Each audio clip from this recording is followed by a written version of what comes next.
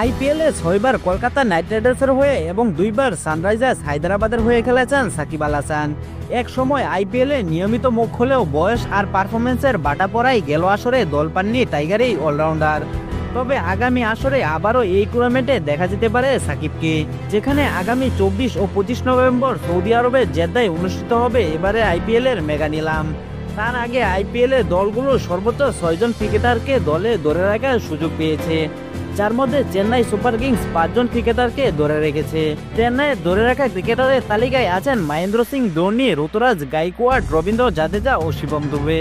এই 4 ক্রিকেটারের পাশাপাশি একমাত্র বিদেশি ক্রিকেটার হিসেবে লঙ্কান পেসার মাথিসা পাতিরানাকে ধরে রেখেছে ফ্র্যাঞ্চাইজিটি।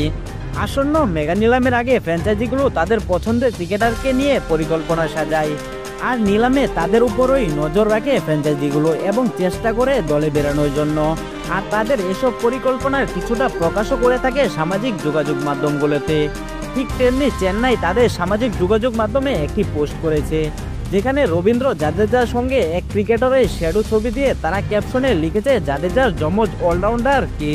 এই ছবি আর ক্যাপশনের সঙ্গে অনেকেই সাকিব আল হাসানের মিল খুঁজে পাচ্ছেন, আর দুয়ে 4 মিলিয়ে অনেকেই ধরে নিচ্ছেন এবারের আইপিএলে সাকিবকে দলে বেরাতে যাচ্ছে চেন্নাই সুপার কিংস।